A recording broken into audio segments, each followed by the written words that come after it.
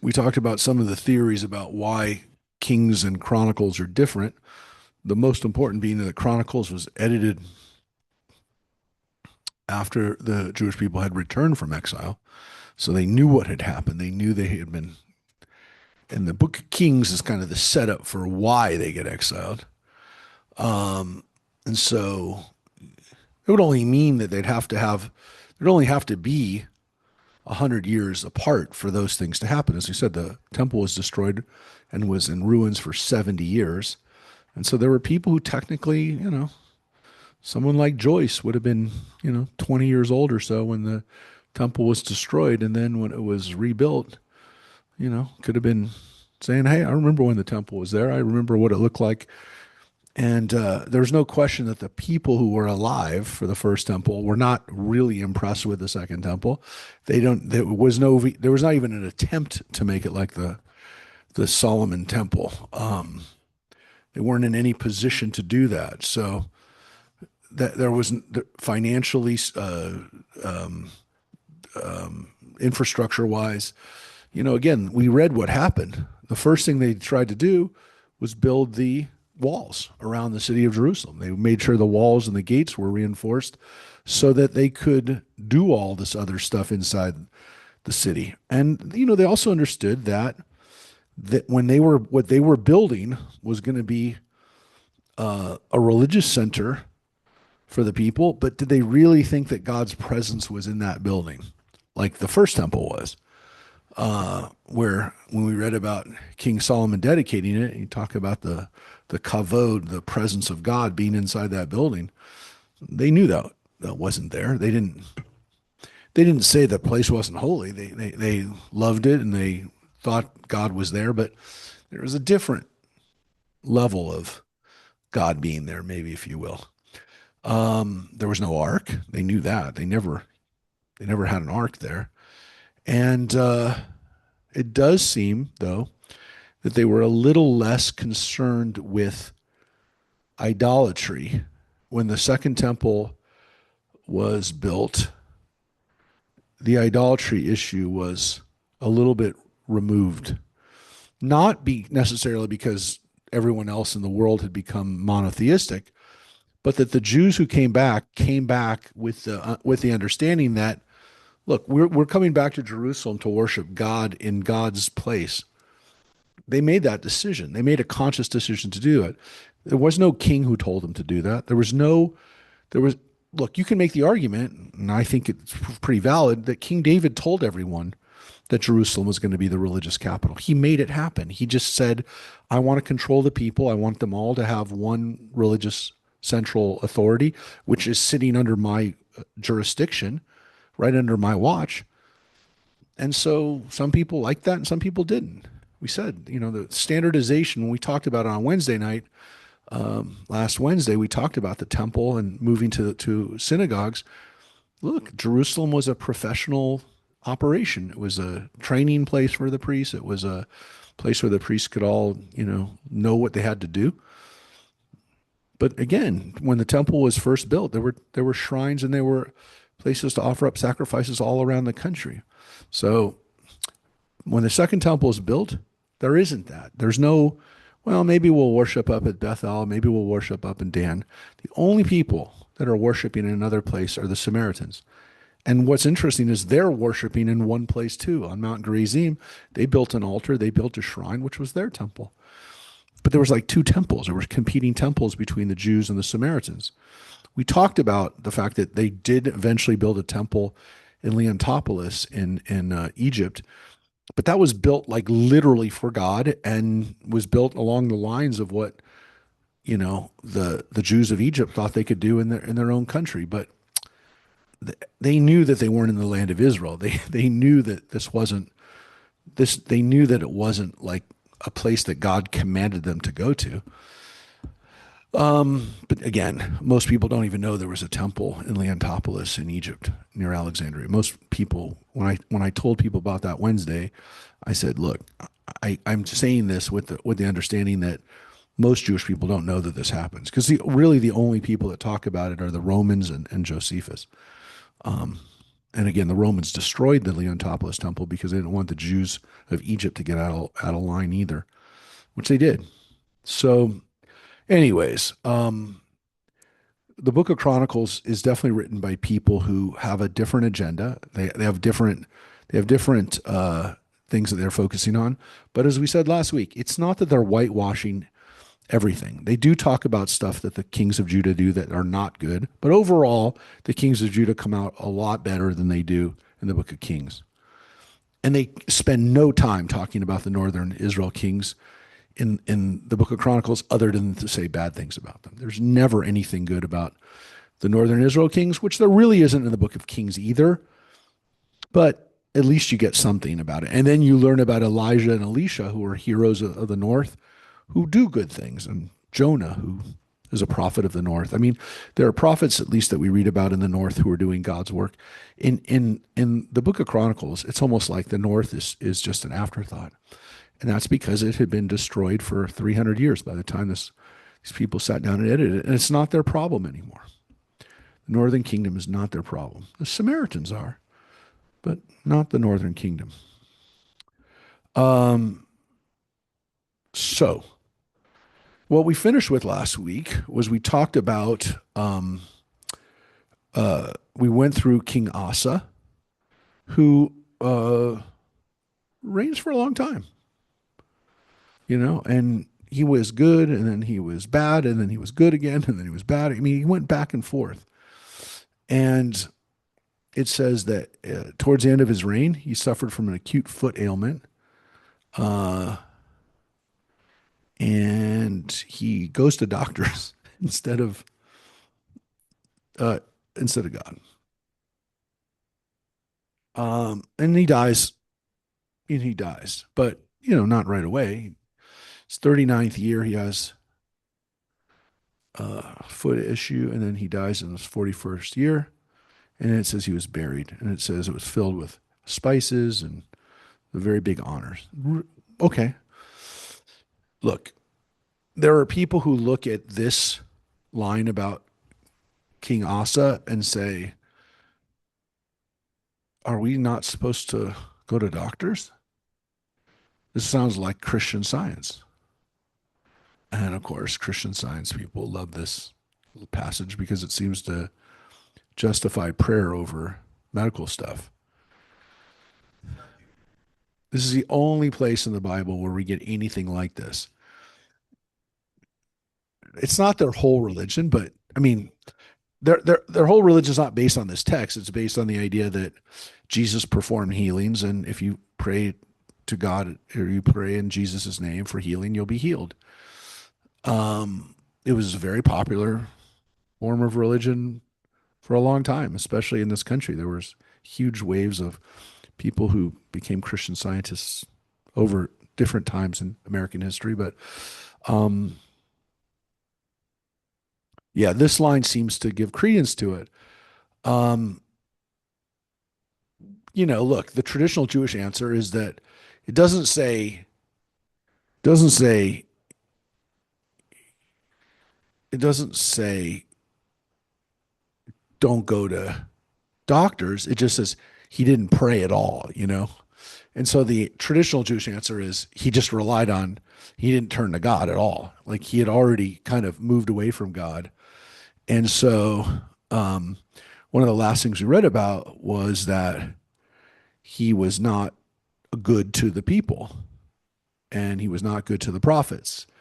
And so he turned on God and essentially, again, he didn't turn back to God. So the fact that he uses doctors and not God is part of a bigger issue, which is he's not doing what's right.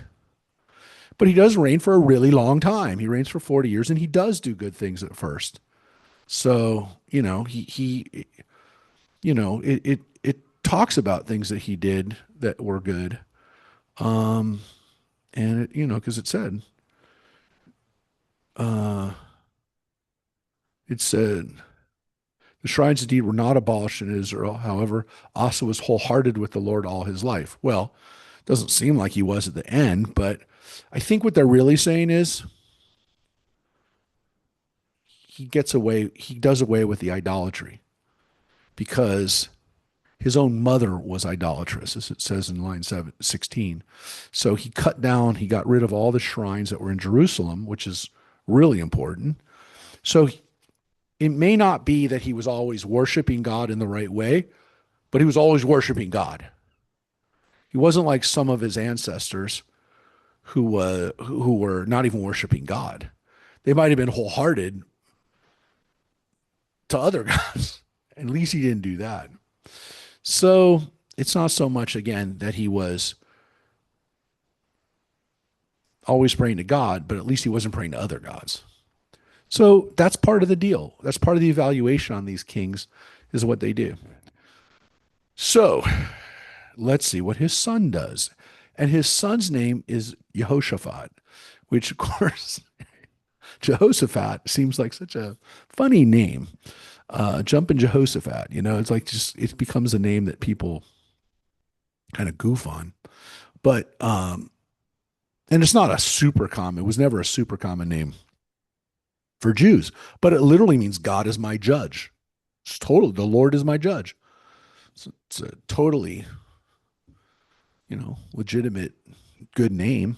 But yeah, it sounds kind of funny to our ears. But he was a king. When people say, who is Jehoshaphat? It's Jehoshaphat. But who was he? He was king of Judah. And pretty early on, not long after Solomon. So he's like Solomon's great great grandson. Great, yeah. Rehoboam, Asa, and now Jehoshaphat. So yeah, he's not too far removed from King David. So what does he do?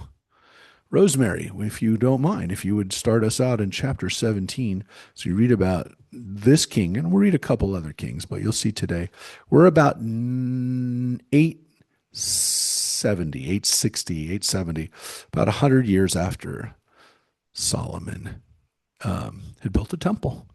The temple's still pretty new, the temple in Jerusalem.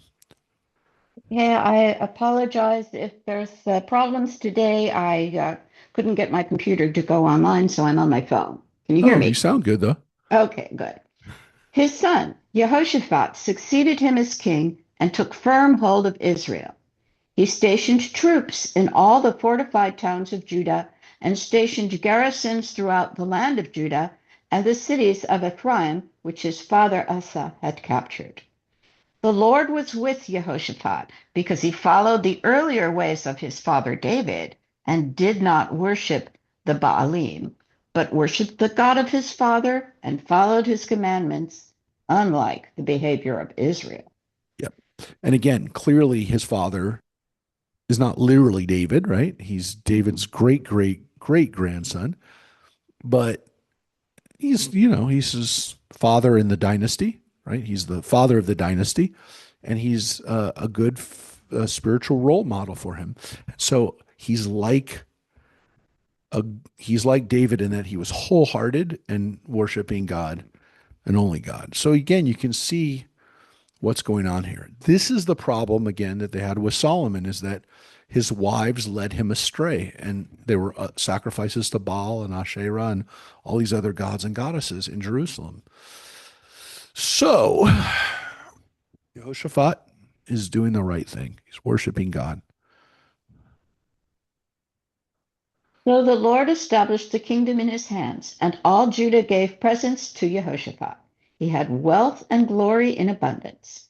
His mind was elevated in the ways of the Lord. Moreover, he abolished the shrines and the sacred posts from Judah.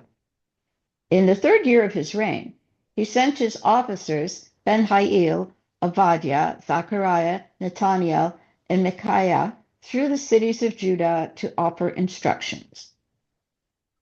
With them were the Levites, Shemaiah, Netaniah, Zebediah, Asahel, Shemiramot, Jehonatan, Adoniah, Tobiah, and Tob-Adoniah, the Levites. With them were Elishama and Jehoram, the priests. They offered instruction throughout Judah, having with them the book of the teaching of the Lord. They made the rounds of all the cities of Judah and instructed the people. Yeah. So it seems as though, again, the words that are used here is Sefer Torah Adonai. They had this Sefer Torah, the book of the teaching. So what did they have? Because again, the timetable, according to the timetable, this is um, this is pretty early, right? Um, this is a very early version, or at least according to what we would assume, of the Torah. What's interesting, of course, is that at least what the theory of the book of Deuteronomy is that the author of Deuteronomy hasn't even been born yet. So, we're not 100% sure what exactly they're talking about. Again, to show you, it's right here, 870 to 848. And you can see where we're reading right here. We're in Kings. This is talked about in Kings chapter 22 and here in Chronicles 17 through 20, where we are right now. You can see these are the kings of Israel. This is during the time of the prophet Elijah, right? Elijah and Elisha are living during this time. And we're dealing with these kings, Ahab, Omri, and then Ahab. This is the father of the Omrid dynasty, and then Ahab. These are kings that um, reigned from 885 to 840, so about 40 years. This dynasty in Israel is the longest lasting dynasty. Jeroboam, you can see, is king for a while, and Nadav is his son is king. It's about 20 years. But the Omrid dynasty, which is here to here, okay, um, that lasts for 40 years. That's the longest lasting dynasty in in the north. It's the only real dynasty. The other dynasties, this Yehu's dynasty, um, is yeah, it's a long lasting dynasty too. But it's they killed this. I mean, there's a coup here. There's a coup here. There's a coup here. So the North is going through a series of coups, and this dynasty is just passing from son to son to son. Occasionally, an uncle, is ruling at the same, rules instead of a son. But generally speaking, again, they're all from the same family. Um, but these kings, for the most part, are doing good here. There's a recognition that the previous kings are not doing so good. Solomon's son and Solomon's grandson. I forgot about Abiyah. That's one of the generations. I forgot about him because he's such a not good king. He rules for 2 years. Um, yeah. What I want you to see is that um, the decision on what's really going on here, who's a good king and who's a bad king, is whether they are worshiping God or not. Look, why are they doing this? Why are they going around doing this? Because every time they cut down the shrines, they go back up again. Well, you heard that Asa cut down the shrines. Well, now if his son Jehoshaphat is doing the same thing, they're going back up. You can't keep cutting down things that are being cut down unless somebody's putting them back up. So they're going back up, which means people just keep relapsing into it. So the fact that the kings were relapsing into idolatry, it makes sense when the people are doing it too. What vice versa, it's like who's leading this? It's happening. So they do have some kind of, at least the author of Chronicles believes there's some kind of book that they're going around That's a Torah that they can tell people what to do. Is it the book of Leviticus? Maybe. I mean, we don't. There's no evidence that the Bible, and again, specifically the Torah, the first five books, have been edited into any way where we could say that they're the Torah right now. But that's what we have. This is what we have right here: is this idea that the people being given instruction by the Levites and the Kohanim what to do, and of course what not to do. So let's see what happens.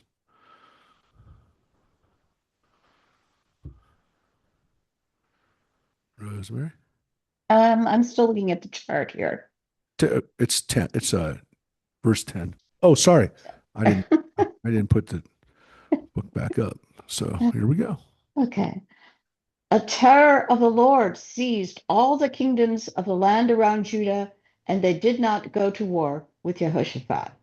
From Philistia, a load of silver was brought to Jehoshaphat as tribute. The Arabs, too, brought him flocks, 7,700 rams and 7,700 he-goats. Now, by the way, this is unusual. Obviously, that the Philistines are, well, first of all, obviously they're still around, right? This is 100 years after King David and King Solomon were fighting them. They're still around, haven't gone anywhere. And they bring in tribute because, again, they don't want to mess with Jehoshaphat. Now, here's again where it gets a little different is that here we have specifically a mention of Arabs. We do not have lots of mentions of Arabs in the Bible, especially early when we talk about speaking about Arabs as people who are not the people who would become Arabs, like the Edomites, Ammonites, these other peoples that were absorbed into the Arab people. These are Arabs, and you see what they are. They're herds people, they're nomads. They have rams and goats. And so they also bring tribute because, again, they didn't want to have problems with Jehoshaphat. Now, we don't even know where they're living exactly. We don't. But they're close enough that they obviously felt that they had to bring tribute. So let's assume that they're living in the areas of Edom, exactly. And they're on one side and the Philistines are on the other. And both the east and the west are bringing tribute to him and saying, we don't want any problems. Just, let us do our stuff. Leave us alone, and we'll pay you and just leave us alone. Let us do our stuff. Jehoshaphat grew greater and greater, and he built up fortresses and garrisoned towns in Judah. He carried out extensive work in the towns of Judah and had soldiers, valiant men, in Jerusalem. They were enrolled according to their clans. Judah, chief of thousands, Adnah the chief, who had 300,000 valiant men. Next to him was Yehohanan the captain, who had 280,000. Next to him was Amasiah son of Zikri, who made a freewill offering to the Lord. He had 200,000 valiant men. Benjamin, Eliada, a valiant man who had 200,000 men armed with bow and buckler.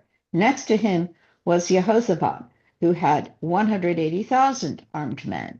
These served the king, besides those whom the king assigned to the fortified towns throughout Judah.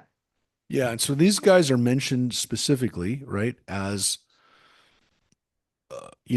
as people who have large armies that they're responsible for, mostly from the tribe of Judah, but also, of course, you see a separate list of the tribes, the tribal, the tribes of, Benjamin. So you can see people are still, even though, again, the northern tribes are well, the northern tribes are tribes. I mean, the northern kingdom is more of a. This is why to think about it in terms of the North and South in the Civil War, The north of Israel is much more like the south was in our country, which is they're much more into tribal rights. They're like states' rights people. They want each tribe to have control over their stuff. They don't want a central authority. They don't want Washington, D.C. That's kind of what the tribes were like. But even in the south, which is trying to be the unified kingdom of the Jewish people, the tribe of Benjamin still kind of maintains their own forces. So, you know, they're independent to some extent. That these tribes have some level of independence.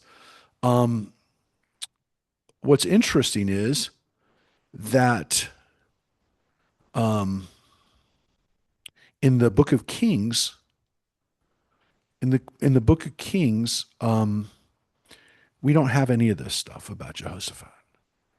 While this is going on in the Book of Kings, we have a huge story about Ahab and Jezebel and Elisha and Elijah and all this stuff that were really great stories that we read when we were reading the Book of Kings, but not it's not here. It's not in the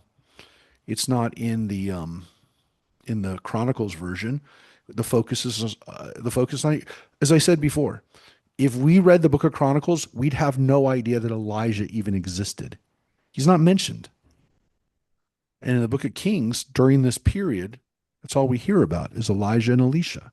So it's very interesting, again, what's not here in the Book of Chronicles, as much as what is here.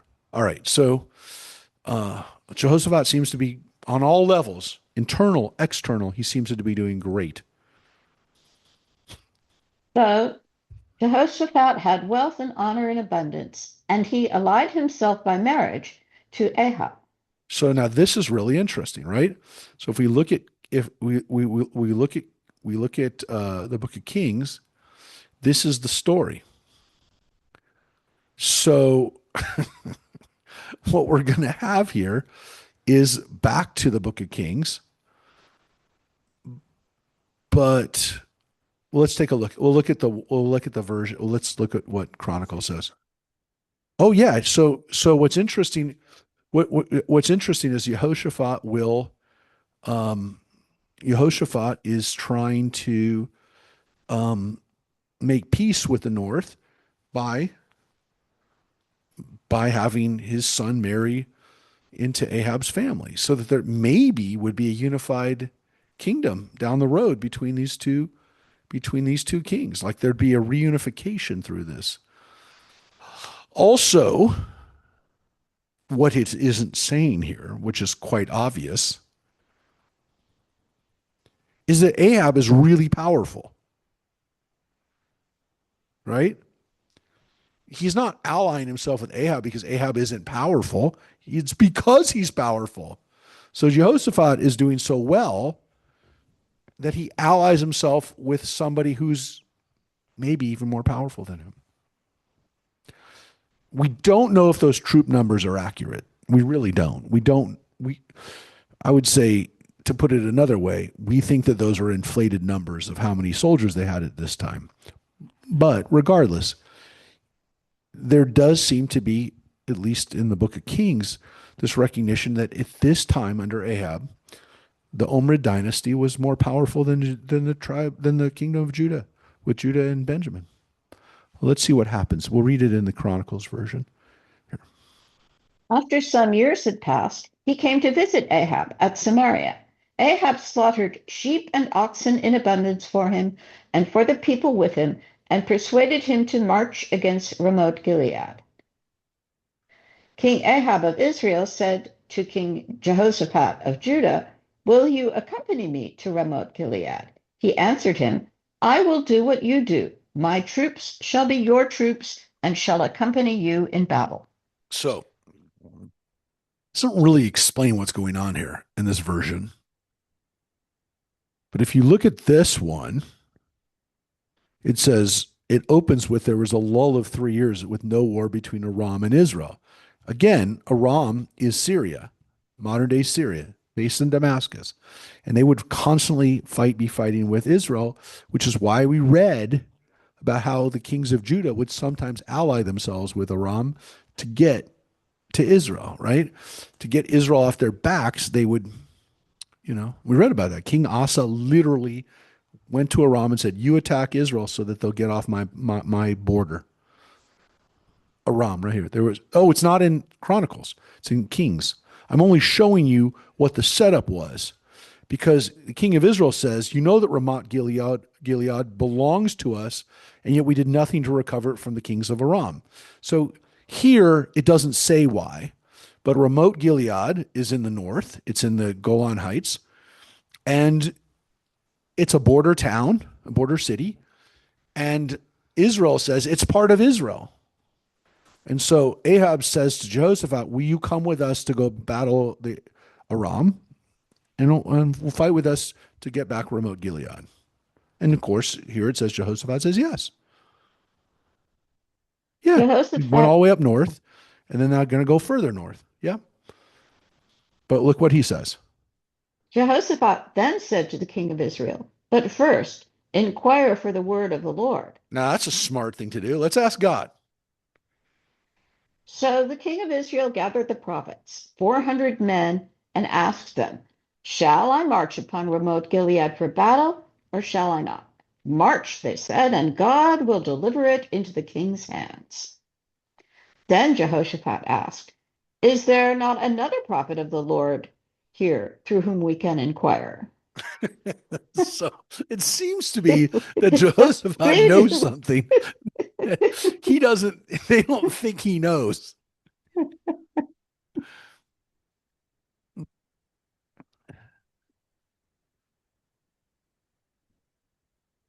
Yeah, of course. So, uh, so um, here's the scene. It's pretty much the same scene from the Book of Kings, but it's really funny. This is what happens here. Okay, so he asks him. And the king of Israel answered Jehoshaphat, "There is one more man through whom we can inquire of the Lord, but I hate him, because he never prophesies anything good for me, but always misfortune. He is Micaiah son of Imlah." Jehoshaphat replied, "Let the king not say such a thing." Yeah, well, it seems that Ahab has that style of ruling that we all know and love so well, which is, I don't want to hear anybody who disagrees with me. I don't want to hear from them. And so he knows if I ask this guy, he's going to say something I don't like. So I'm not going to ask him. I'm going to pretend like he's not there. Now, Jehoshaphat is, again, we already know that Jehoshaphat is worshiping God. What Chronicles didn't tell us is that, of course, is that Ahab is a horrible, horrible person when it comes to God, our God, because he's worshiping the gods and goddesses that Jezebel, his Phoenician wife, gave him. And needless to say, you don't need to know anything about Jezebel other than we don't have the word Jezebel except for her. She's the original Jezebel. And it's not Jezebel because she's a promiscuous woman, which is the way the word makes it into English language today. There's some kind of sexual promiscuity attached to being a Jezebel. No, she's just a worshiper of the pagan gods, the Baalim and the Ashtaroth, which are the gods of the Canaanites, the gods of the Phoenicians. Remember, Phoenicians are Canaanites. They are no different than Canaanites. They don't call themselves Phoenicians. It's a later term. They are Canaanite. They are no difference. King Hiram, Jezebel, all the people that we know about that are Phoenician, they are Canaanite. They're just Canaanites who live on the coast. They're coastal Canaanites. There are Canaanites throughout the area. These are Canaanites, and they worship Baal, and they speak a very similar language to Hebrew, so similar that we can read their words and say those sound a lot like the words that are in our Bible. That's how similar the Canaanite language was to Hebrew. Yeah. So Jehoshaphat knows, and again, you have to say, well, he seems to know this stuff. He also knows that Ahab is not legitimate when it comes to his worship of God, and they marry the family. This is not a good thing that Jehoshaphat does. But okay, here's what he does. So the king of Israel summoned an officer and said, "Bring Micaiah, son of Imlad, at once." The king of Israel and King Jehoshaphat of Judah, wearing their robes, were seated on their thrones, situated in the threshing floor at the entrance of the gate of Samaria, and all the prophets were prophesying before them. Okay, so they go to the prophet area. Wait, before we go there, um, in verse 8, just out of curiosity, Mary, what does the King James say for the king of Israel summoned a verse 8? Okay, got it. Okay, I just was checking to see what they called him. All right. Um, so they go to the prophet area. They go to the prophet area, and here's what happens when they go there. Zedekiah, son of Kenana, had provided himself with iron horns, and he said, "Thus said the Lord, with these you shall gore the Arameans till you make an end of them." Wow, okay. Zedekiah comes forward with the iron horns and says, "You're gonna gore them." Performance art, right? It's more one of those prophetic performance art stuff, like like Ezekiel does. We're gonna use props for our prophecies. That's one of the things they did. All right, so that's one guy. All the other prophets were prophesying similarly. "March against Ramoth Gilead and be victorious. The Lord will deliver it into your majesty's hands." The messenger who had gone to summon Micaiah said to him, "Look, the words of the prophets are unanimously favorable to the king. Let your word be like that of the rest of them. Speak a favorable word." "By the life of the Lord," Micaiah answered, "I will speak only what my God tells me." When he came before the king said to him, "Micah, shall we march against Ramoth Gilead for battle, or shall we not?" He answered him, "March and be victorious. They will be delivered into your hands." The king said to him, "How many times must I adjure you to tell me nothing but the truth in the name of the Lord?" Then he said, "I saw all Israel scattered over the hills like sheep without a shepherd, and the Lord said, 'These have no master. Let every one return to his home in safety.'" The king of Israel said to Jehoshaphat, "Did I not tell you that he would not prophesy good fortune for me, but only misfortune?" So this is a great scene because the guy first comes up and says, "Yeah, you're going to be victorious. It's all good." And then he says, "Yeah, what do you really think?" And then he tells him. So it's a great scene because he actually, however he said it, he knew Ahab knew that he was lying to him. So the one thing that's really interesting about Ahab, I think, well, there's probably more than one thing, but one of the things about Ahab is he seems to be brilliant. I mean, he actually seems to be a genius.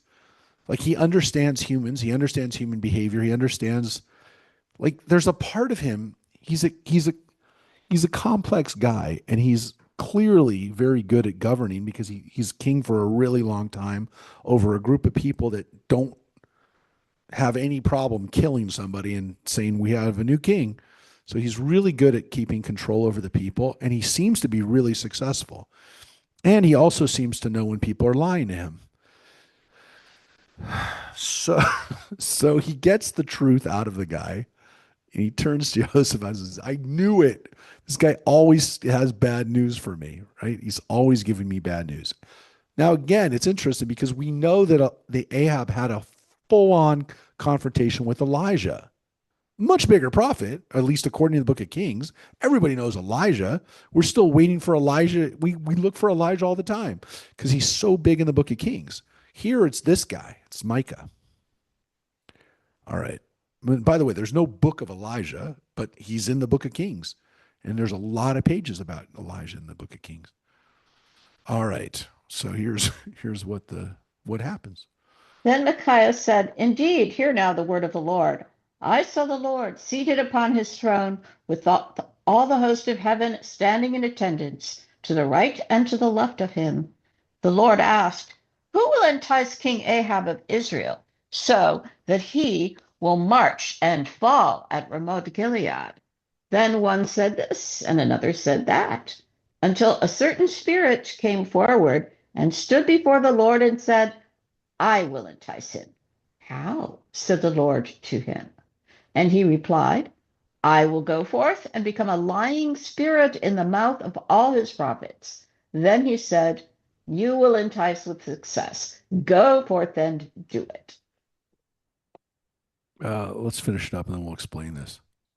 Then the Lord has put a lying spirit in the mouth of all these prophets of yours. Thus the Lord has put a lying spirit in the mouth of all these prophets of yours, for the Lord has decreed misfortune for you. Thereupon Zedekiah, son of Kenaanah, came up and struck Micaiah on the cheek and exclaimed, however did the Spirit of the Lord pass from me to speak with you? Micaiah replied, you will see on the day when you try to hide in the innermost room. Then the king of Israel said, take Micaiah and turn him over to Ammon, the governor of the city, and to Prince Joash, and say, the king's orders are, put this fellow in prison, and let his fare be scant bread and scant water until I come home safe. All right. So before we go on with the story, um, everybody gets what happened here, right? So, but before we go that, I just want you to see what's in the Book of Kings. Okay. Here's the story. It's all the same. This is all the same. Uh, this is all the same. Um, when Micah or Micaiah tells the um, tells the tells this, um, it's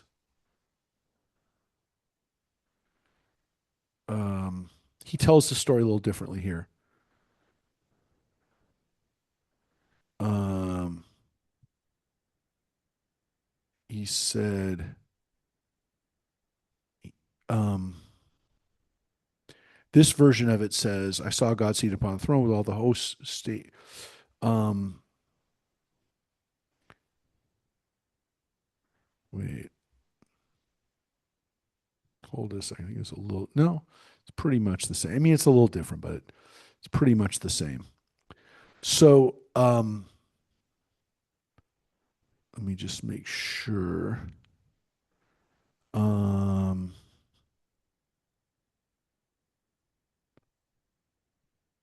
so let's go back to the Chronicles version. Um, so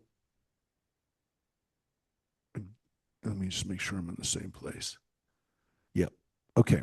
So they put Micaiah into prison while they go out to battle, right? Um, so when I come home safe, we'll let him out, which shows that they're like a little scared of him, but at the same time, they don't want him to make problems. So here's what happens. To which Micaiah retorted, if you ever come home safe, the Lord has not spoken through me. He said further, listen, all you peoples.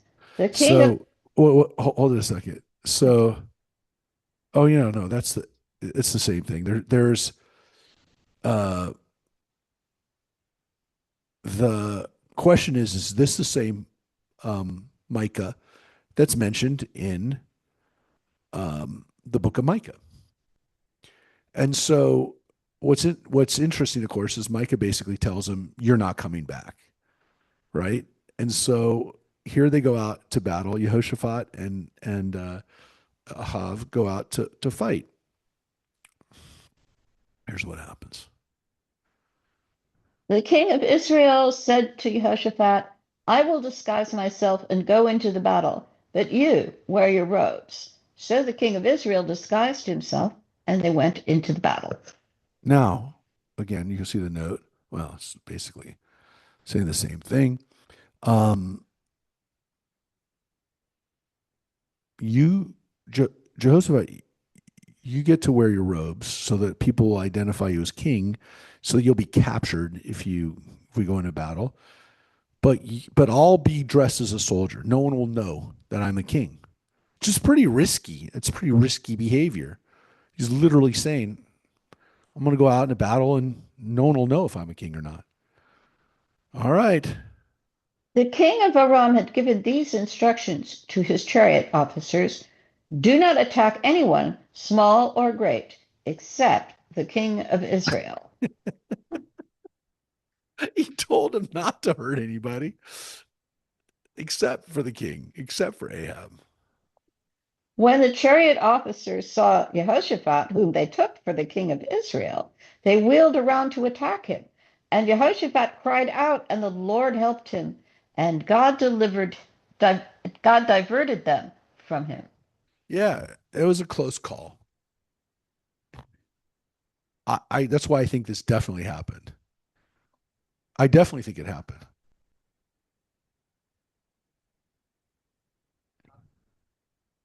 No, be, no, no, but no, but the fact that he goes out and that the king of Aram is trying to capture or kill the king of Israel, that's not normal. Well, it's because it's perhaps, but it's not normal behavior. So this is why I think it really happened because it, there was no way that anyone dressed on the Israel Judah side of this battle would have been dressed as the only one who's dressed as a king is Jehoshaphat. So he's stuck. He inadvertently put himself in more danger by being dressed as the king. Ahab didn't do it because he thought, you know, I'm going to get Jehoshaphat in trouble. I mean, I guess he could have been, but that would have been pretty devious if he thought that that was going to. But and he was a devious guy. But it doesn't seem like he's doing it for that reason. Maybe he was. Maybe he was. Maybe he was. But the reality is that it doesn't work, right? It doesn't work. And when the chariot, Wait, hold on. So oh, John said, okay. was he trying to prove his prophet wrong? Yes, I think that's the more likely scenario. Is that I'm not going to get killed. I'm not going to get captured. I'm gonna, you know, I'm gonna, be, I'm gonna prove you wrong. So here's what happens. And when the chariot officers realized that he was not the king of Israel, they gave up the pursuit. Then a man drew his bow at random and hit the king of Israel between the plates of the armor, and he said to his charioteer, turn around and get me behind the lines. I am wounded.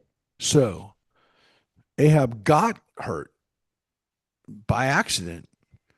Now, again, you're in battle, so it's not really like an accident, but he wasn't supposed to be hit. The idea was he was fighting in the battle and he wasn't look, no, no, that's it. Yeah, yeah, yeah. We read that. So he gets hit. Ahab is hit. He's bleeding. So get me behind the lines. And again, this is in the text. It's a little different, but pretty much the same. I mean, 90%, or not 90, but pretty much 80% the same. Um, so here's what happens.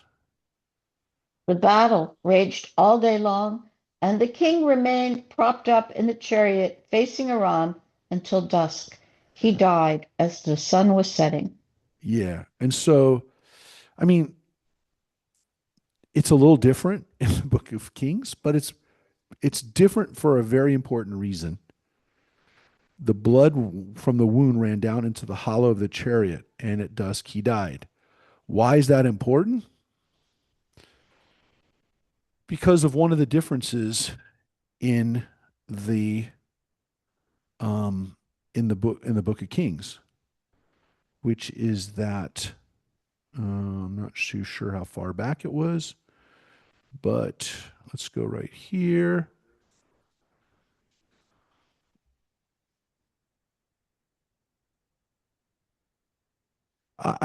Well, look at one of the. Wait, hold it a second. It's the line. Here it is. This is this is what happened after Ahab killed Naboth. Right? He killed Naboth to take his vineyard. Really horrible thing. Very horrible thing. One of the worst things that a king does. Total misuse of his power. Has his people testify against Naboth, say that he's been plotting against the king. They kill him, take his vineyard because he wants the vineyard. That was Jezebel's idea, but that's what happens. And when it happens, right, Elijah says to Ahab, thus said the God, and by the way, some people say this is the example of Ahab breaking one of the Ten Commandments, which is, well, first of all, he has somebody murdered, but he also uses false witness in order to do it, which seems a really, really strange coincidence that there, towards the end of the book of Kings, the last ones of the commandments are broken. The coveting and false witness are both here, right? Because he coveted his vineyard, and he also, you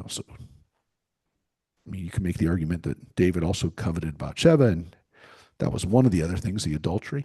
But here we have in the book of Kings, that was the book of Samuel. Here in the book of Kings, we have false witness and coveting. And of course, what's my point?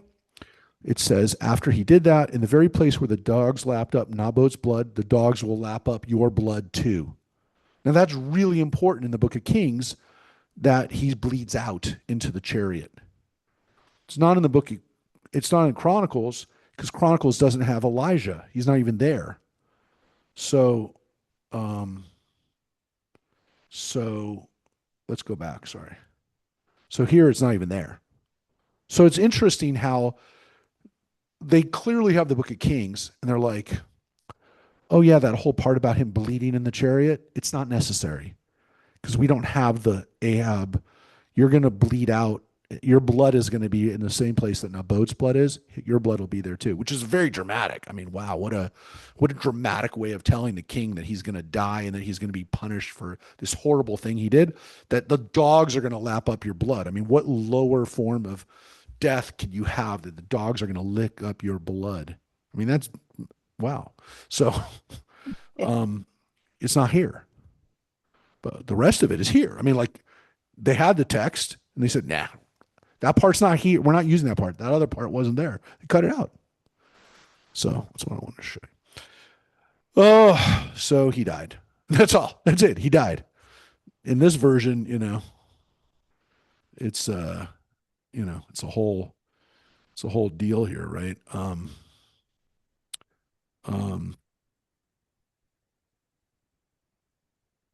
here it's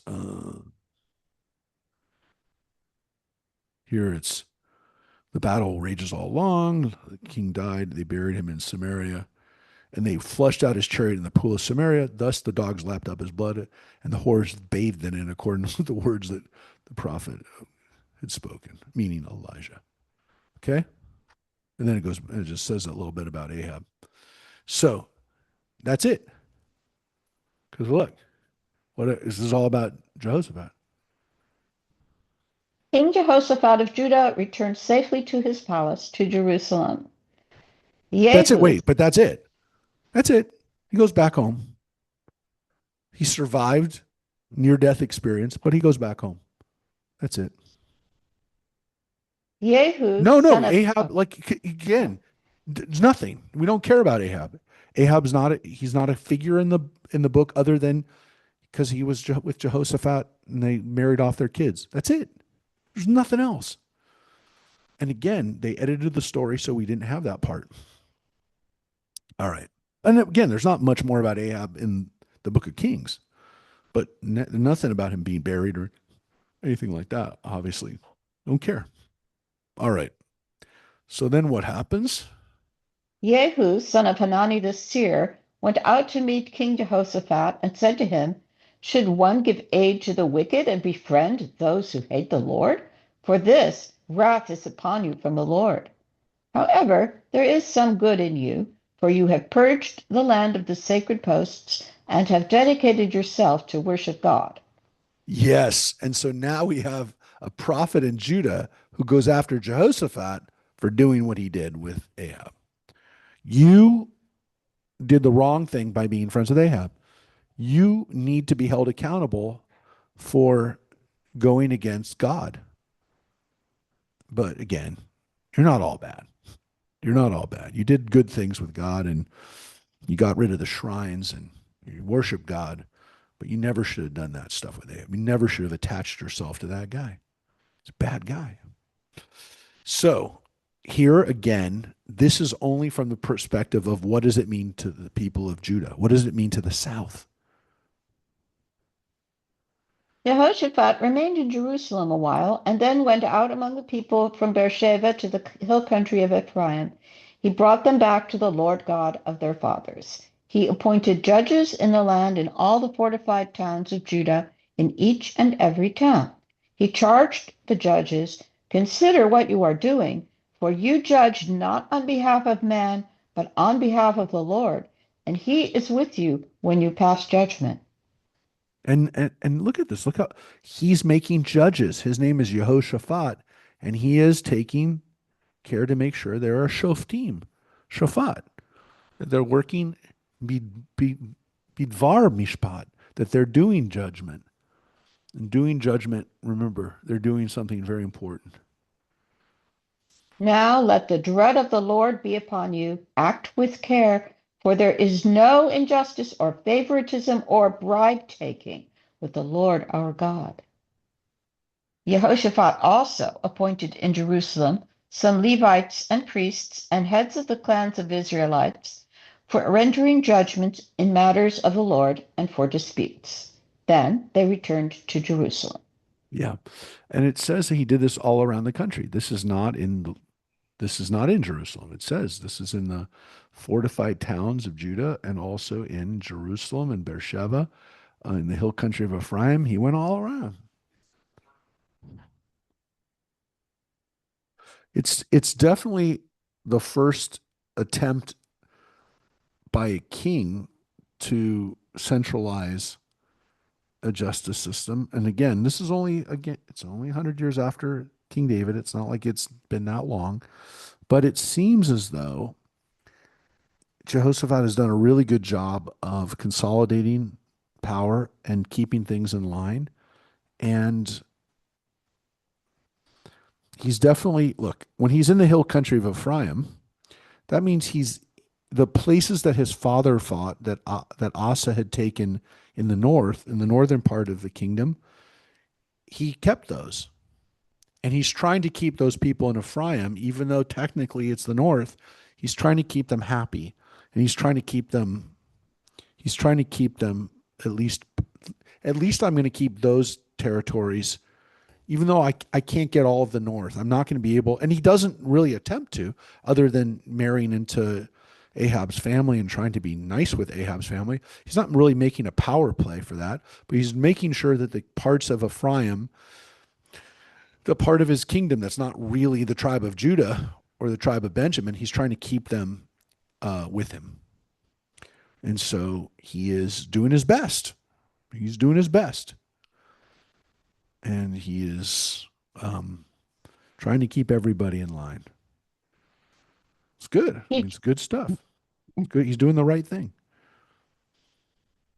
he charged them, "This is how you shall act, in fear of the Lord, with fidelity, and with whole heart. When a dispute comes before you from your brothers living in their towns, whether about homicide or about ritual, or laws or rules, you must instruct them, so that they do not incur guilt before the Lord, and wrath be upon you and your brothers. Act so, and you will not incur guilt. See, Amariah the chief priest is over you in all cases concerning the Lord, and Zebadiah son of Ishmael is the commander of the house of Judah in all cases concerning the king. The Levitical officials are at your disposal. Act with resolve, and the Lord be with the good." Yeah. So he creates a judicial system, he creates a religious authority. Yeah. Yeah. He's he's really doing what a king should do. Now again, you can make the argument he's a good guy. He's his father had parts of this. His grandfather definitely not. His great grandfather, no. But he seems to be doing a really good job of, maybe it's a smaller kingdom than David or Solomon wanted, but it's a kingdom that he's doing a good job of controlling and making sure that it's going to be okay for the people who live there. They're going to be safe. This is all internal stuff. This is all dealing with what's happening to the people around them. I mean, to the people in the kingdom. Now we're going to go back to the external threats. There's always those. And it's interesting because the Bible recognizes, I think it does more than like any other book that you'll read. It talks about the internal and external threats, which again, if you think about it, that's the same thing that like when you think about, and I'm not going to reduce American politics to something simple, but look, there's internal, there's domestic and foreign affairs. Those are the two. Like, if you have to describe what the job of a government is to do, it's to handle internal and external threats. The Bible's full of that. The Bible is very clear the way it goes back and forth between internal and external issues, that they're both important, that a king has to do both. The rulers have to do both. They have to create internal stability and systems that people can feel good about when they're in their backyard, but also that the threats around them are neutralized. And again, there are a lot of threats because each one of these little kingdoms can obviously pop up and cause problems, right? And so we still see that. And it's interesting, by the way, because I was talking the other day with John's going to know who I was talking to, but I was talking to somebody who works in the office of the vice president, and they have, and again, same thing goes in the Oval Office too. There's a team that works on domestic policy, and there's a team that works on foreign policy, and they're like totally different worlds. I mean, they know each other, but they don't hang out together. They don't work together, and they don't move back and forth for the most part. I mean, I don't say there's never people who are in both, but there's people who specialize in one, and there's people who specialize in the other, domestic or foreign stuff. And so when the people get in their lane, that's all they do. They do their stuff. And you got to have people who are good at both, because you're going to have problems that are going to pop up in both. And you never can say, well, we're only going to focus on domestic policy. It's ridiculous.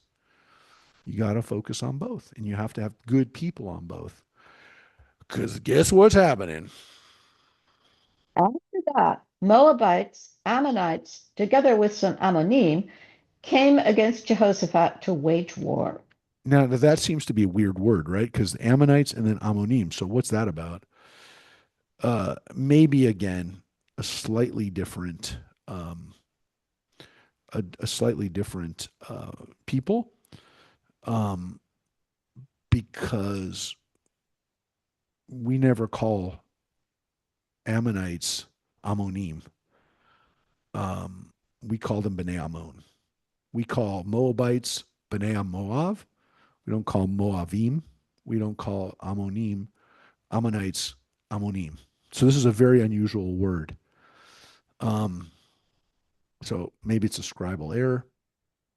Maybe this was supposed to be Ma'onim, which is the mem and the ayin got reversed. But yeah, I don't want to just point out this is a weird it's a weird word, and they noticed that. So here's what happens. The report was brought to Jehoshaphat. A great multitude is coming against you from beyond the sea, from Aram, and is now in Hazazon Tamar, that is, En Gedi. Well, that's Engedi. That's down by Masada. That's down by Right. the Dead Sea. This. They're on the other side of the Jordan River. They're on the other Jehoshaphat, side. They're on our side. Jehoshaphat was afraid. He decided to resort to the Lord and proclaimed a fast for all Judah. Judah assembled to beseech the Lord. They also came from all the towns of Judah to seek the Lord. Jehoshaphat stood in the congregation of Judah and Jerusalem in the house of the Lord at the front of the new court. He said, Lord, God of our fathers, truly you are the God in heaven, and you rule over the kingdoms of the nations. Power and strength are yours. None can oppose you. O our God, you dispossessed the inhabitants of this land before your people Israel, and you gave it to the descendants of your friend Abraham forever. They settled in it, and in it built for you a house for your name. They said, should misfortune befall us, the punishing word, pestilence, or famine, we shall stand before this house and before you, for your name is in this house. And we shall cry out to you in our distress, and you will listen and deliver us. Now the people of Ammon, Moab, and the hill country of Seir, into whose land you did not let Israel come when they came from Egypt, but they turned aside from them and did not wipe them out. These now repay us by coming to expel us from your possession, which you gave us as ours. O our God, surely you will punish them, for we are powerless before this great multitude that has come against us, and do not know what to do. But our eyes are on you. Yep. Now, here it says that the Edomites are fighting too, because it says from Seir, from the place of Seir, which is, excuse me, um, which is the Edomites, another name for the Edomites. So it's interesting. They're saying all these countries are coming up against us, right? They're all coming to attack us. Well, it sounds eerily familiar to, you know, what happens to Israel, which is they're attacked from every side. They're attacked. They're going to be attacked from all of these peoples together. Um, and This is a pretty scary time because they say, look, all these countries are waging war against us. What are we going to do? And so this is pretty scary. Now, this version of it is not in um, the Book of Kings. This version of this predicament that he's in is not there. Because again, what happens in the Book of Kings is it goes back to the story of Elijah and Elisha. And this is actually where the second Kings begins. So this is like Second Kings chapter 1, chapter 2, chapter 3. This is where we go in Kings. And the focus goes back and forth between the North and the South. And so we get actually the North's take on this position or what's going on now. But here it's only really, again, the focus is really on Judah.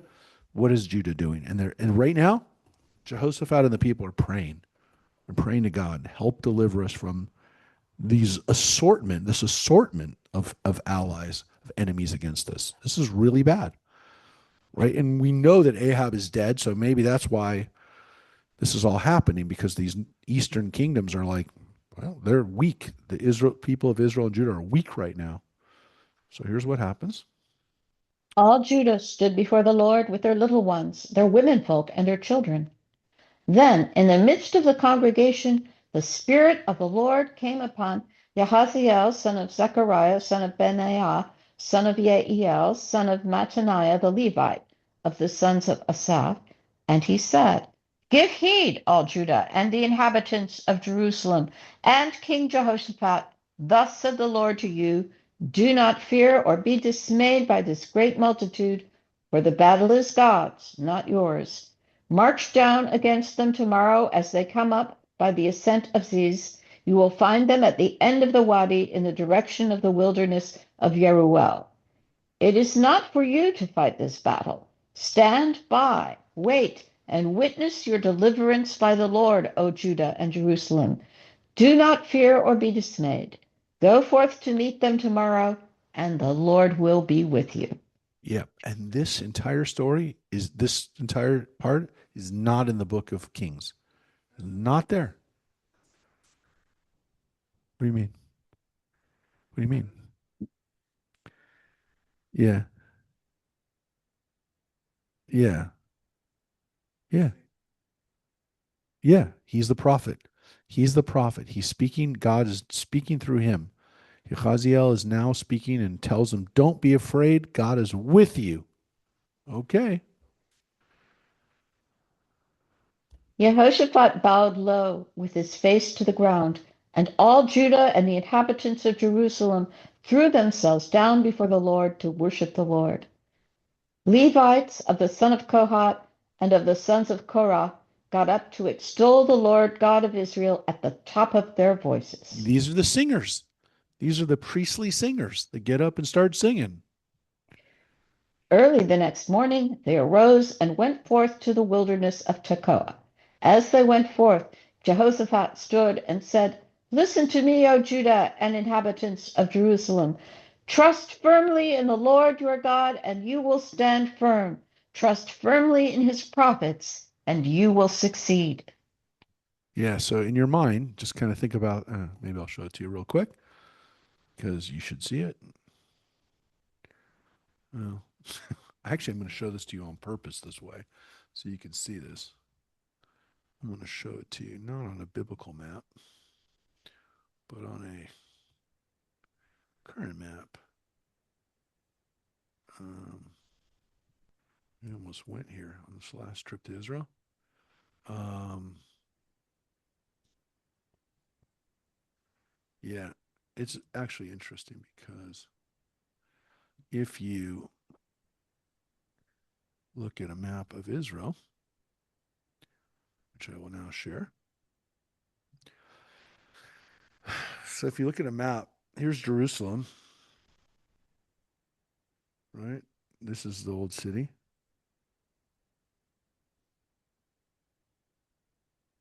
Okay. It's the old city. That's West Jerusalem. This is like where we stay usually over at the Dan Panorama over here. So you're going over here from the Jerusalem. This is all East Jerusalem. That's why this is all the Arab side. Now we get into Ma'ale Adumim, which is Israel or Jewish settlement, whatever you want to call. But here you have, in this area right here, this is all the area that is in the West Bank and areas that have been developed as either Jewish settlements um, or Arab villages, right? But this whole area around here is a mixture of both. Now, Ein Gedi is down here. Yeah, yeah, yeah. So this is correct. So this area right down here. So these are all Arab villages, but I just want to show you. So this is Ein Gedi here. See, that's Ein Gedi by the Dead Sea. So if they're over here in Tekoa, they're over here. They're in this area. I'm trying to show you where Tekoa is. It's too small. I have to go in a little further. Whoa, I didn't even do that.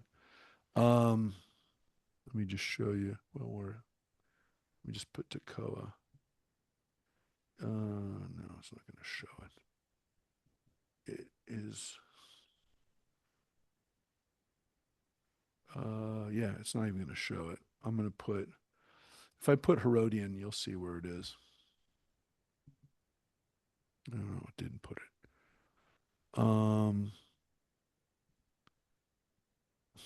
Anyways, it is right here. Doesn't really look the maps doesn't want to show you the Israeli areas because They don't want to recognize that Jewish people are living here. But it's right over here. And you can see that En Gedi is down here. So they're basically coming off of they've marched out of Jerusalem to go like here to then come down into En Gedi. So the mountains, the Judean mountains, they come down and then they drop really deep, really steep down to the Dead Sea area. So they're moving out into battle here. They've moved out of Jerusalem, and he's telling them,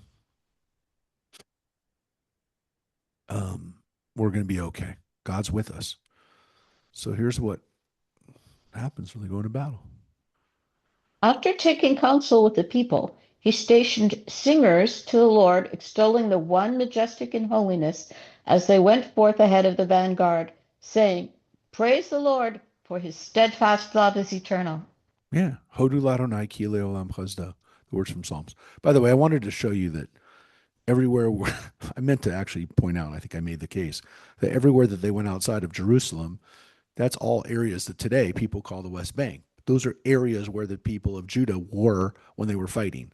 They were living there. So again, one of the reasons why people in Israel today say that's our homeland is because that was the homeland. It was not the area to the west, which was Philistine territory, and it wasn't to the east because that's the other side of the Jordan River where these other people are living, but they're here. But anyways, so the people are praying, they're singing to God, Ki Leolam Chazdo, they're singing psalms, and here's what happens. As they began their joyous shouts and hymns, the Lord set ambushes for the men of Ammon, Moab, and the hill country of Seir, who were marching against Judah, and they were routed. The Ammonites and Moabites turned against the men of the hill country of Seir to exterminate and annihilate them. When they had made an end of the men of Seir, each helped to destroy his fellow. You understand what happened? They, They turned they on each attacked other. each other. Uh huh. Yep. And specifically, the Ammonites and Moabites turn on the Edomites and they start killing them. It's just a free for all. It's a crazy free for all because all three of those countries were all independent. They were all separate. Again, according to our Bible, Moabites and the Ammonites are related through Lot. They're illegitimate bastard grandchildren of Lot, but you know they were not the same, and they clearly they have different war. I mean, we don't know how Ammonites and Moabites got along with each other. We assume that sometimes they got along and sometimes they don't get along. And how do they deal with the Edomites, who are our relations through Esau, through our ancestor Jacob's brother? Well, sometimes they get along and sometimes they don't get along. And sometimes they don't get along 2 minutes after they were getting along. And they turn on each other. Now, why do the Ammonites and Moabites turn on the Edomites? It's a free for all. And maybe again, while this chaos is happening, they take out their vengeance on the Edomites. They literally say, dude, we're done with these people. We're already in battle. Let's just wipe them out. It's craziness. So they're watching this happen, and it's exactly what God said would happen through the prophets. It's exactly what God said. This defies logic. This is they're starting to turn on each other. Does this happen nowadays? Yeah, it happens. It happens in weird ways in countries where there's not one but army fighting against each other. It happens in countries like Lebanon. It's happened in Syria. It's happened in Libya. It's happened in lots of countries where there aren't two armies. There's three or four or five armies. Where all of a sudden one army that was fighting with another army will start killing the other army that they were supposedly allied with. So it does happen. It happens when there's more than two sides, and there's multiples of possibilities. This is the exact thing that you would say, oh, this is a miracle. This is crazy how this happens. So here's what happens. When Judah reached the lookout in the wilderness and looked for the multitude, they saw them lying on the ground as corpses. Not one had survived. Jehoshaphat and his army came to take the booty and found an abundance of goods, horses and precious objects, which they pillaged more than they could carry off. For 3 days they were taking booty. There was so much of it. On the fourth day they assembled in the Valley of Blessing, for there they blessed the Lord. That is why that place is called the Valley of Blessing to this day. Yeah, so there's a place in outside of Jerusalem, somewhere in the West Bank today, called Emek Bracha, the Valley of Blessing. The Valley of Blessing, because they had so much stuff that they took that they just said, let's just bless God here. It's a blessing. Yeah, it's pretty vicious and it's pretty disgusting. Um, but it is war, and that's what happens in the ancient world when you go to war. Um, so this is I'm just trying to think if there is any places or any ways that this is you know, like we talk about it today. There is a place called Bracha today, which is on the road to Hebron, and again, it's only in Chronicles that this is the place where the bracha, this blessing, took place. It's not necessarily a city, it's not a place where people live, but it's an area where it's a valley, it's a little canyon where this took place. So here we go. All the men of Judah and Jerusalem, with Jehoshaphat at their head, returned joyfully to Jerusalem, for the Lord had given them cause for rejoicing over their enemies. They came to Jerusalem, to the house of the Lord, to the accompaniment of harps, lyres, and trumpets. The terror of God seized all the kingdoms of the lands when they heard that the Lord had fought the enemies of Israel. The kingdom of Jehoshaphat was untroubled, and his God granted him respite on all sides. Jehoshaphat reigned over Judah. He was 35 years old when he became king, and he reigned in Jerusalem for 25 years. His mother's name was Azubah, daughter of Shihi. He followed the course of his father Asa and did not deviate from it, doing what was pleasing to the Lord. However, the shrines did not cease. The people still did not direct their heart toward the God of their fathers. As for the other events of Jehoshaphat's reign, early and late, they are recorded in the annals of Jehu son of Hanani, which were included in the book of the kings of Israel. And so that is the book of Kings, right? But the annals of Jehu, son of Hanani, we don't have that. It's another book of prophecy that we don't have. We read of who this Jehu, son of Hanani is. He's a prophet, but we don't have his book. So there was another book of prophecy that we don't have. Um, Again, Jehoshaphat has wonderful success. He lasts a pretty long time. He doesn't live that long, and based on this, he lives to be 60, which is not great, especially for someone who did such good things, so many good things. But as of course, in the judgment, he wasn't able to root out the idolatry. He tries. I mean, I can make the argument like the guy tried to, but he does not. He does not. Is not successful. So again, read more about him in books we don't have. Well, we do have the Book of Kings, but it doesn't really have much more about Jehoshaphat in the Book of Kings. Um, there is an interesting story about Jehoshaphat in the Book of Kings, which we don't have. Hold on a second. Let me just bring it up really quick, really quick. I'm going to bring it up. There is this really, really, really weird story. Um, Wait, hold on a second. Let me just make sure. Um, yeah, I'll just show it to you real quick. Just give me 1 second. Um, Here's this story. One of my favorites of the weird stories of the Bible. If I was teaching a class on the weird stories of the Bible, this one's at the top, if not the top. This is the story of what happens after Ahab dies. his son Jehoram becomes king. And of course, he's a bad king too, just like his dad. He doesn't know any better. Um, Sometimes kings do better than their dads. He doesn't. Yeah, he's not good. And it's halfway through Jehoshaphat's reign, right? Because he's reigning for, well, not halfway, but partway through. Um, he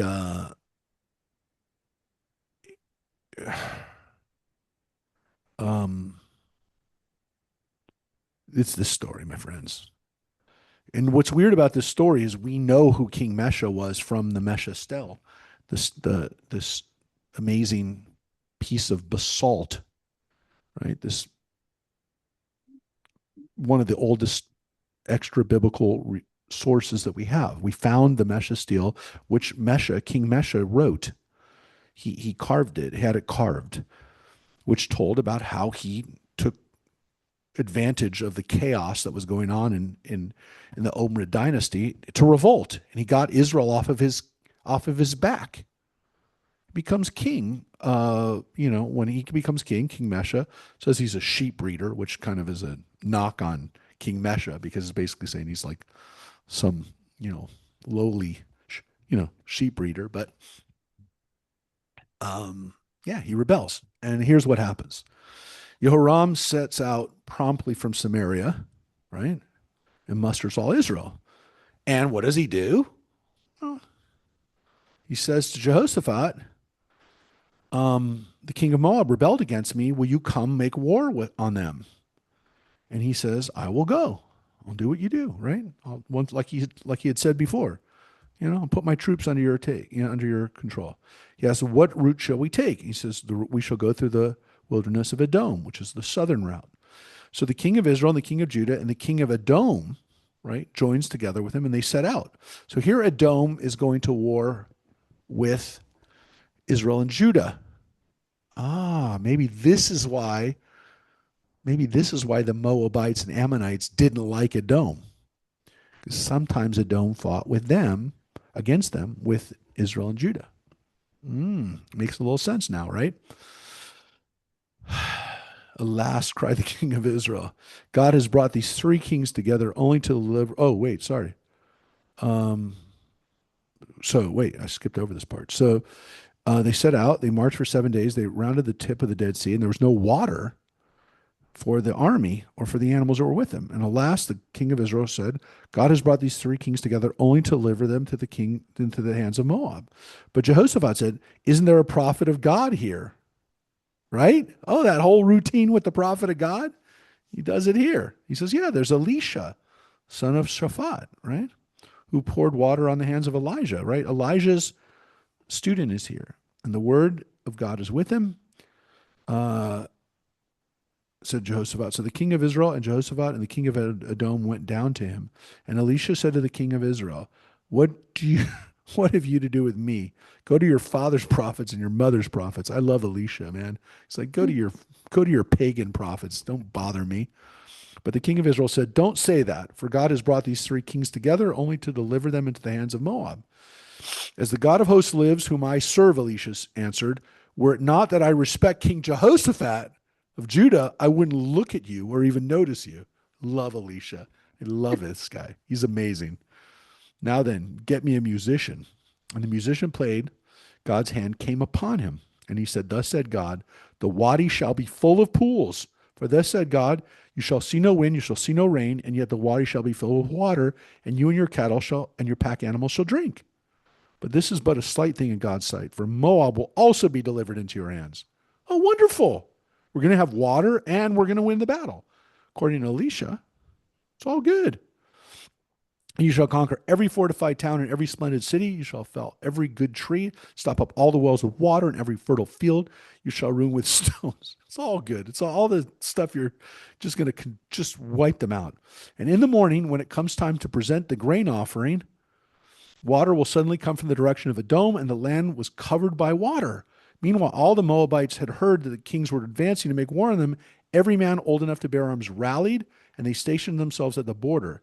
The next morning, when they rose, the sun was shining over the water, and from the distance, The water appeared to the Moabites as red blood. That's blood, they said. The kings must have fought over themselves among themselves and killed each other. Now to the spoil Moab. Same thing. These three countries come together. They must have gone to war against each other. Let's go out and let's do what we saw before. We'll go out and take all the dumb. They entered the Israelite camp. The Israelites arose and attacked the Moabites who fled before them. They came out of their cities to attack them, and they just are routed, right? They advanced, constantly attacking the Moabites, and they destroyed their towns. They each threw a stone into every fertile field so that it was covered over, and they stopped every spring and felled every tree. Only the walls of Kir Hareshet were, I'm reading it fast, I know, were left, and the slingers surrounded and attacked it. So they just totally rout the Moabites. They were fooled into coming out. They got routed. It's all bad. The Moabites are getting routed. Seeing that the battle was going against them, the king of Moab, you know what happens in this story, Rosemary.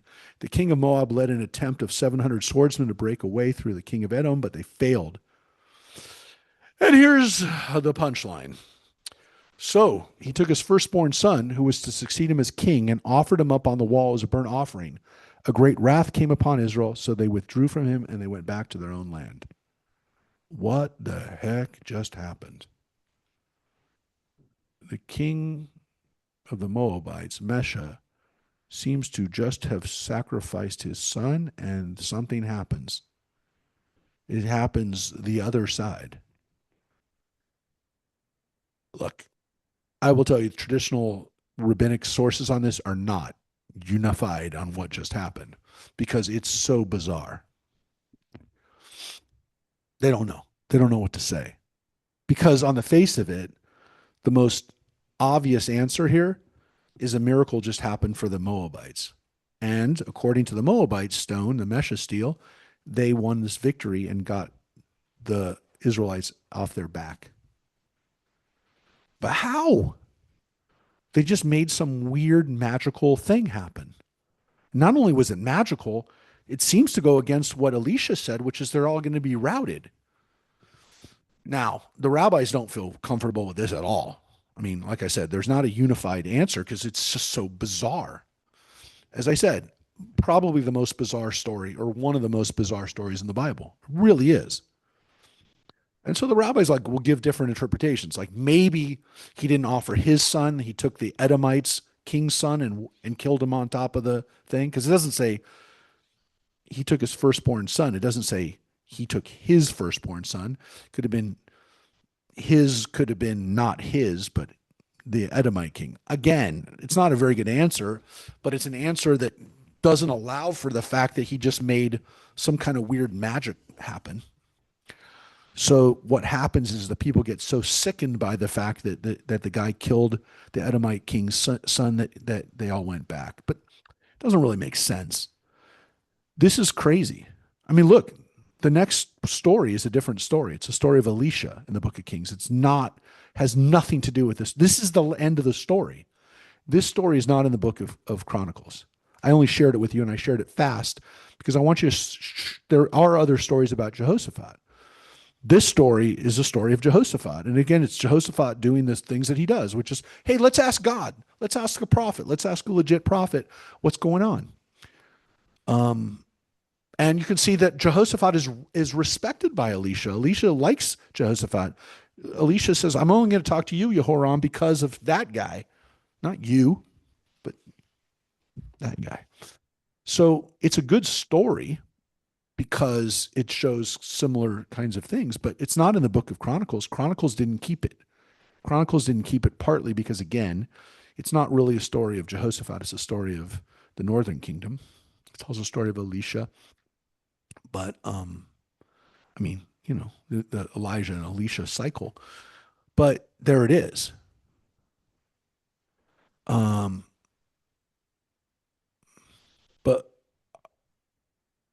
I want to show you what the book of Chronicles does say about Jehoshaphat's connections with the north.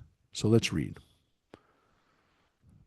So wait, does anyone have any other questions or comments about that wacky, crazy story? Anybody? I don't want to skip over. I don't want to not have somebody chime in on what we just read because that was Crazy. And look, I've asked biblical scholars that I really respect what is going on in that story. And they all seem to kind of say the same thing, which is that the Bible doesn't want to explain it.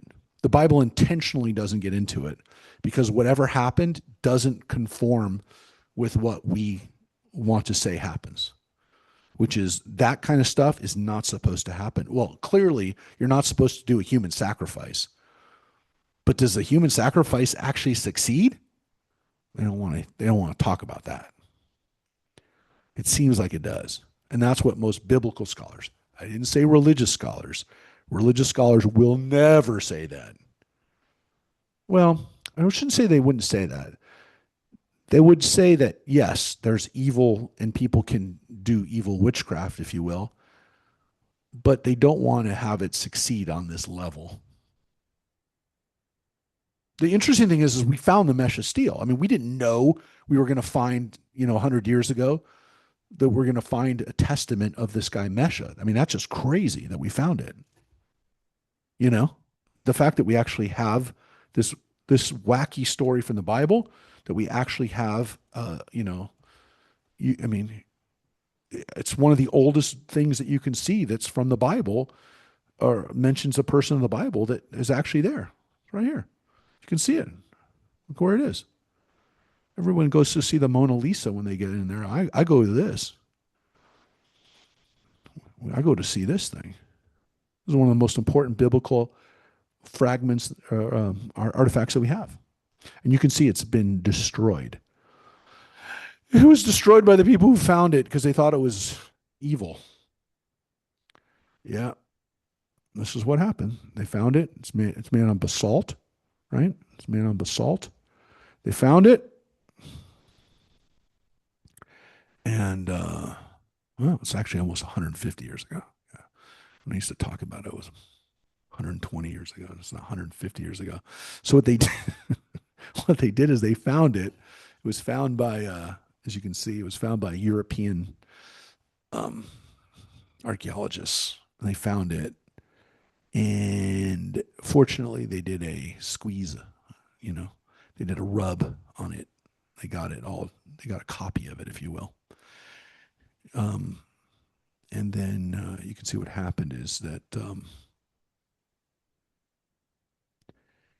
they, I don't even want to read this, but they heated the steel in a bonfire, threw cold water upon it, and broke it. So,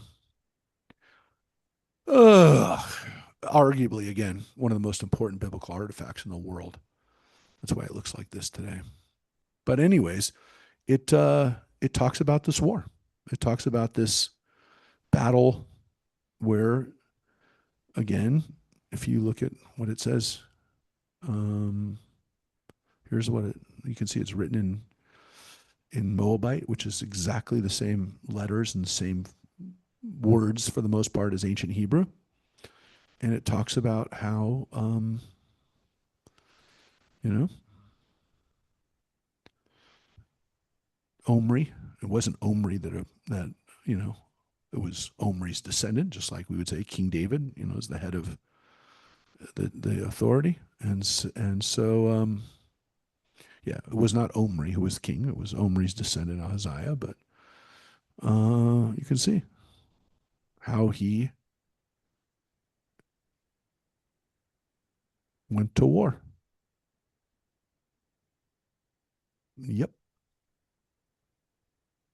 So it does not talk about that scene we just read about, the human sacrifice scene, but it is interesting how, again, we have a testament of that. But again, it's not in there. But let's go back to what Jehoshaphat does.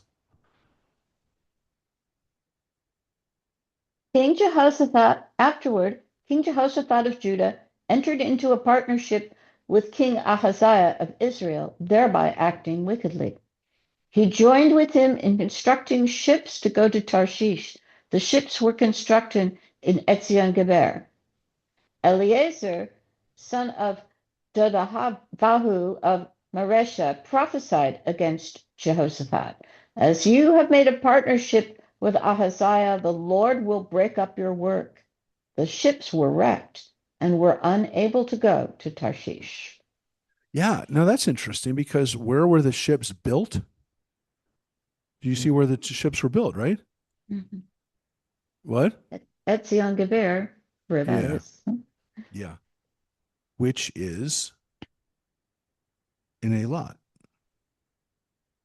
So these were ships, a lot. Yeah, in the Red Sea. So he worked together with the king of Israel to build up a fleet. Now, again, it wasn't considered good behavior because of how bad the kings of Israel were. But, and of course, to go to Tarshish means either they were going all the way around of the bottom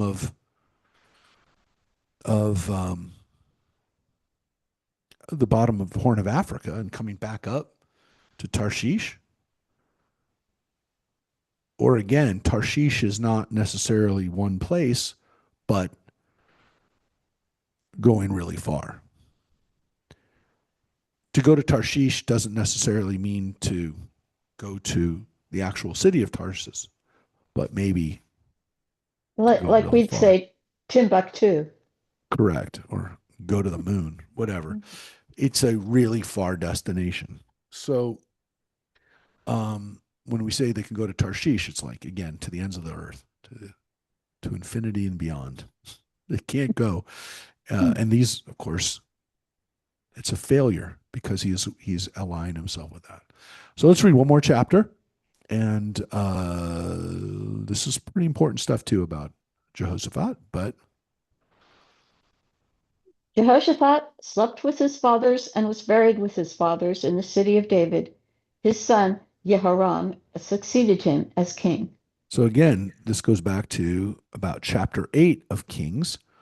And if we would say, oh, okay, well, we read the story of that story that I was showing you before is chapter 3 of Kings.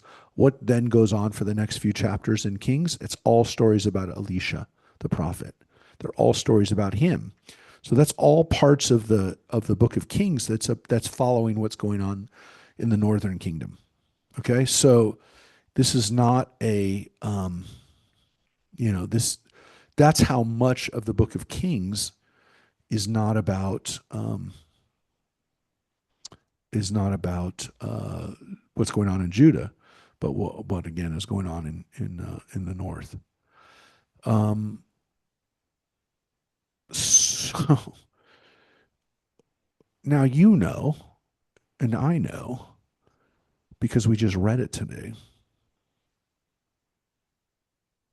Well, let's read a little bit more. And I'll tell you what we know. He had brothers, sons of Jehoshaphat: Azariah, Yehiel, Zechariah, Azariahu, Michael, and Shephatiah. All these were sons of King Jehoshaphat of Israel. Their father gave them many gifts of silver, gold, and other presents, as well as fortified towns in Judah. But he gave the kingdom to Jehoram because he was the firstborn. Yeah, which doesn't happen a lot. Necessarily the firstborn. It doesn't happen a lot. It's not necessarily the oldest, but he gives stuff to the sons. They have other responsibilities. They get money. They get cities that they're going to manage. Um, but Jehoram is going to be king. Jehoram proceeded to take firm hold of his father's kingdom and put to the sword all his brothers, as well as some of the officers of Israel. Jehoram was 32 years old when he became king, and he reigned in Jerusalem 8 years. Yeah. So Jehoshaphat tried to create a smooth succession plan. It did not go that way.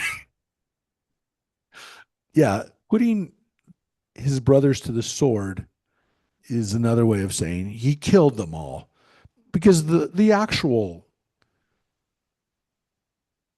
word harog is there and killed him with a sword. I mean, it says he killed him with a sword, so it's fair to say. But he slaughtered his brothers, Yehoram. Again, That's not uncommon, but it's really disturbing that that's what happened in Judah. This is what you get when you have royalty. You have people that you worry about are going to be challenges to your royalty. Crazy. Not good behavior. Believe me, this is not, you already know there's a problem because he only reigns for 8 years. That's a good indication. He was not a good king, Jehoram. There's another piece here, which you know, because we read it. He followed the practices of the kings of Israel, doing what the house of Ahab had done, for he married a daughter of Ahab. He did what was displeasing to the Lord. Aha. Now you know why Jehoram was so bad. You knew because we read that Jehoshaphat was married off his son. It said he took Ahab's daughter to be, it said they married, is what they said. And now you know this is where it came back to get him. So Jehoshaphat did really good stuff, good king, did a lot of good stuff. And maybe he was motivated for a really good reason, which is let's get the kingdoms of Israel and Judah together. But not the case because the kingdom of Israel is a bad kingdom. And it says flat out, this is why Jehoram was so messed up because he didn't do what his dad did. He did what his father in law did. He followed in the ways of his father in law. Yeah. So again, Ahab is the house of Omri. That when it talked about, you know, and Mesha is talking about the house of Omri, he's not talking about Omri. He's talking about Ahab and then Ahab's son Ahaziah, who would have been again. That means that Ahaziah and uh, and Yoram are brother-in-laws. They're brother-in-laws. So very close. But here we go. However, the Lord refrained from destroying the house of David for the sake of the covenant he had made with David, in accordance with his promise to maintain a lamp for him and his descendants for all time. Yeah, and so um, you know, he was bad and he deserved to lose the kingdom, but because of King David, it doesn't happen. We get similar language, obviously, in the book of Kings, but it's always a little different because the tone of Kings is, but they're going to get it. You're going to get it. Now it's already they got it. The kingdom of Judah is already been punished by the time this editor is writing this, so he already knows. Yeah, I'm not going to do it now, but it's going to happen. And it happened, and we survived it. Now look at the next line here. During his reign, the Edomites rebelled against Judah's rule and set up a king of their own. Jehoram advanced against them with his officers and all his chariotry. He arose by night and attacked the Edomites, who surrounded him, and the chariot commanders. Edom has been in rebellion against Judah to this day. Libnah also rebelled against him at that time because he had forsaken the Lord God of his fathers. Yeah, so the Edomites now take the opportunity to rebel, right? Well,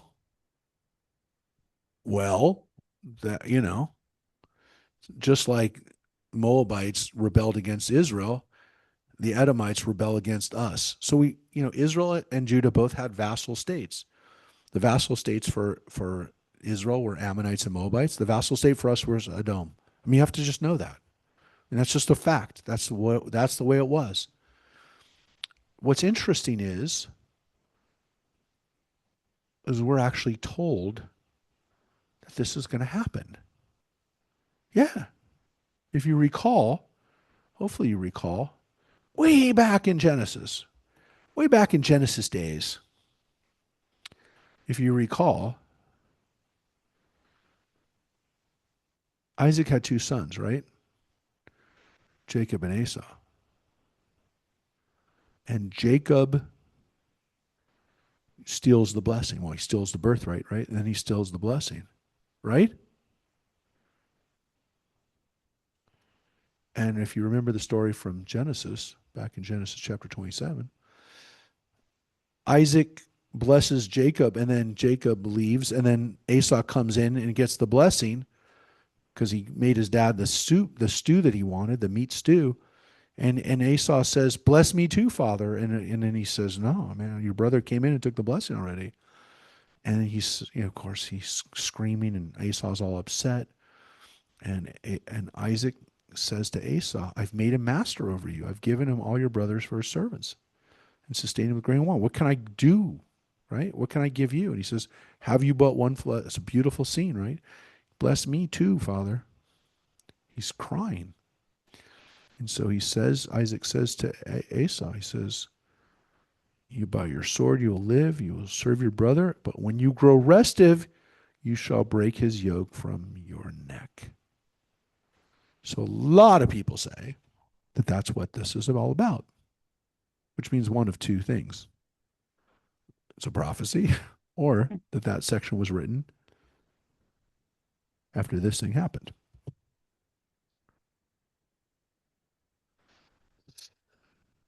Because it says that from this time on, Edom, after this, Edom is not under our authority anymore. And it's punishment because of what he did, right? Because he's not a good king. Let's read a little bit more. Moreover, he built shrines in the hill country of Judah. He led astray the inhabitants of Jerusalem and made Judah wayward. Yeah. Oh, so he's really bad. He's really bad. He's actually getting people to now worship other gods. Now, here's the one interesting thing about Elijah, but there's a key thing here. A letter from Elijah the prophet came to him, which read, "Thus says the Lord God of your father David, since you have not followed the practices of your father Jehoshaphat and the practices of King Asa of Judah, but have followed the practices of the kings of Israel, leading astray Judah and the inhabitants of Jerusalem, as the house of Ahab led them astray, and have also killed your brothers of your father's house, who were better than you. Therefore, the Lord will inflict a great blow upon your people, your sons and your wives, and all your possessions. As for you, you will be severely stricken with the disorder of the bowels year after year until your bowels drop out." Yeah, pretty that's a pretty tough Yeah. it's a pretty tough punishment. Yeah, you're gonna go to the bathroom so much that eventually you're just gonna poop out your bowels. It's not a good look. Look, there's one problem, which is that at least from what we know, Elijah's not alive now. Elijah the prophet was not alive now. It's Elisha who is alive at this point. So we don't even know that this is actually that Elijah. We assume it is because we don't know any other Elijah the prophets. But based on the chronology, here, I'll just show you real quick. Based on the chronology, he's not alive right now. Elisha's the prophet. We know that. You look at the chart here. Elijah is here. There's Micah and Elijah, the prophets we read about um, there in the north. And there's Elisha. Well, here's Jehoshaphat. By the time Jehoshaphat is king, Elijah's already kind of out of the picture. But definitely during Jehoram's time, this is Elisha. So, not exactly sure what it's talking about. Is it different Elijah? Does it really mean Elisha? We don't know. But yeah, it's not good. This guy's not a good king. Oh, actually, let me just show you that real quick. He's not a good king. He's a bad king. He is this guy right here. Evil, evil, evil, evil. Um, yeah. So not good. But that's not it. Let's just finish this last part. The Lord stirred up the spirit of the Philistines and the Arabs, who were neighbors of the Cushites, against Jehoram. They marched against Judah, breached its defenses, and carried off all the property that was found in the king's palace, as well as his sons and his wives. The only son who remained was Jehoahaz, his youngest. After this, the Lord afflicted him with an incurable disease of the bowels. Yeah. So it's all bad because he gets that too. Some years later, when a period of 2 years had elapsed, his bowels dropped out because of his disease, and he died a gruesome death. His people did not make a fire for him like the fire for his fathers. He was 32 years old when he became king, and he reigned in Jerusalem 8 years. He departed unpraised and was buried in the city of David, but not in the tombs of the kings. Not a good king. And that's about as harsh as we've read so far. I mean, it really is. As far as how the kings of Judah are going to be rated, that's pretty much the lowest. So, coming back next week, we'll be here in person again next week and on Zoom. Hopefully, everybody will be there.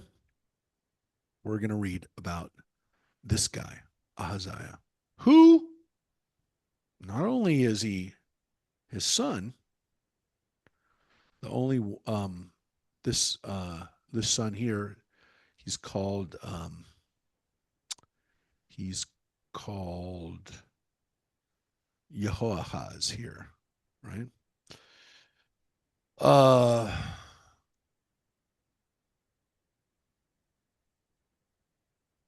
what we know about this guy, Ahaziah, he's also part Israelite. His grandfather is King Ahab. That's right, right? Because his mother is Ahab's daughter.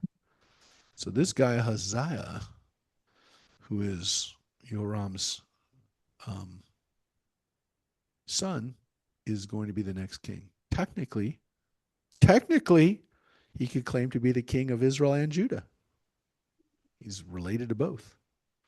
So next week we'll read about these kings that are definitely moving away from the good ways, and we will see you next week. Thank you everybody for being here. It was nice to have a good crowd today, and it was good to have Rosemary back. Thank you, and we will see you next week as we move into the um, very weird. Next week will be Hanukkah. Will be a Hanukkah time Torah study. So hope to see everybody in the coming days for Hanukkah celebrations. And happy Hanukkah, everybody. Happy Take care. Hanukkah. Be safe. And Rosemary, you're going to come down for our vodka laka party? No? I don't think I can, but thank you. All right, I was joking, but it'd be good if you did. All right. Take care, everybody. Okay. Thanks. Thanks, Bye, Betty. everybody. Bye-bye. Bye.